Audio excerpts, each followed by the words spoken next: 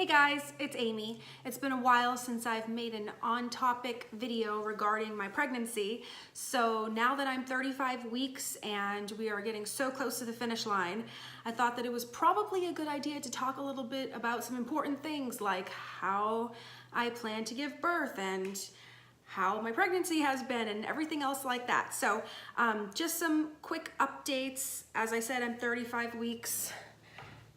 There I am. I basically have like the same exact belly and everything as I did my last pregnancy. Like everything is starting or has been happening with like the same exact timing as last time.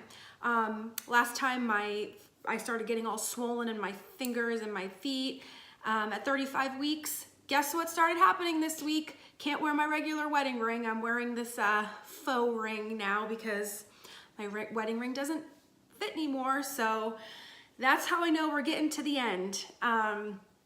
So I've obviously been thinking a lot before today about how I plan to give birth. And if you've been following my journey since my last birth, then you would know that I had a C-section for my son because my water broke and I wasn't having contractions, and I got induced when I got to the hospital, and it was just a very, very, very slow process. And like over 30 hours later, I was only 5 centimeters dilated, and his heart rate dropped really low at one point, and then he passed meconium, and it had been, like I said, maybe 32 hours at that point.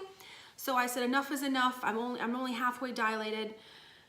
Let's have the C-section and just get the baby out of me because I'm very scared for him right now. And you know, the nurses were kind of like, well, his vitals look fine. I'm like, really? Okay. I thought there was kind of this like thing where after your water breaks, you kind of have like 24 hours roughly to like have the baby get born or complications can arise, but what do I know? I'm just the patient. So I ended up having a C-section, and then River ended up in the NICU for 3 weeks for meconium aspiration, which led to PPHN.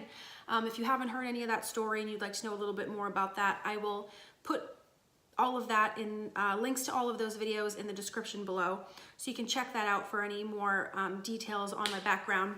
Don't want to get too much into that right now, but basically I had the option to have either a repeat C-section or a VBAC, which is vaginal birth after C-section. And I feel like a lot of people around me were saying, oh, just get the C-section. Like, why would you want to go through labor if you don't have to? Like, just get that done. And I can understand their reasoning for it, but for me, I just did not like the experience of a C-section at all. And again, I have a whole explanation of what my C-section was like. I will also link that video in the description below. But the general theme is that it hurt, the actual procedure hurt way more than I thought it would. And because I was in a lot of pain, they gave me extra drugs. The extra drugs just put me in like an absolute zombie state where I just like couldn't even keep my eyes open. Like all I needed to do, I just wanted to pass out. It was like I was trying to fight through like general anesthesia. Like it was bad. It was like tired. Then there was like, it's like physically impossible to stay awake. That's what I was at. And the whole thing was just like so beyond miserable that I'm like, you know, I mean, I can't see myself being like, yes, please sign me up for that again. I mean, I know that there can be situations with a vaginal birth that aren't great. You can tear like crazy. You can have to get a vacuum or forceps or God knows whatever, you know, things can happen with a vaginal birth that, you know, are not very desirable. But because I haven't done that yet, I don't know what I should expect. I don't know what my experience would be. So I feel like I might as well just see if I can do something that is better than what I've already done. Basically, that's my thought process going into this is, I know a C-section was awful. I don't know too much about how this would be, but let's give it a shot. Let's just let nature take its course and hope that it turns out a little differently than it did last time. My water broke last time at 11 p.m. when I was 40 weeks and 5 days. and I have actually a C-section scheduled. My doctor made me schedule a C-section if I don't go into labor on my own. I got to pick the date up to 41 weeks. So I picked 40 plus 5 again. I'm hoping that I can go into labor before that because I like the spontaneity of not knowing when it's gonna happen. These 2 pregnancies that I've had, you know, IVF pregnancies, they're as planned as they can possibly be. It's like, you know, go into the clinic and get yourself pregnant and then find out 2 weeks later if it works. Cool, you're pregnant. Like, you know, like I really have this desire for the birth to be just not so planned. Like, go to the hospital, get the needle in your back, lay down, get the baby out. Yep, that's it, you're done. You know, like I like the excitement that builds around, you know, when is the baby gonna come? So I definitely hope that this baby decides to come before 7 a.m. When I'm 40 weeks and 5 days, because then I get to, you know, see how it goes, see if I can manage a VBAC. I mean, I'm also at the same time not one of those people who are like, oh my God, I really need to have a vaginal birth. It's just kind of like the default at this point because it's the only other option. And I already know the other option is not good. So it's like, either way I know that this is gonna suck. I mean, it just is. Let's just be honest with you. Like, it's just going to. How much it's going to suck is yet to be determined. We'll see. But I just, if nothing else, I just hope I have a little bit of an easier time than I did last time, and the baby is healthy and does not need to go to the NICU, and I can actually enjoy the golden hour and enjoy the time in my room with the baby afterwards, because I didn't get that with River. He was taken away to the NICU as soon as we got up to our new room after the recovery room.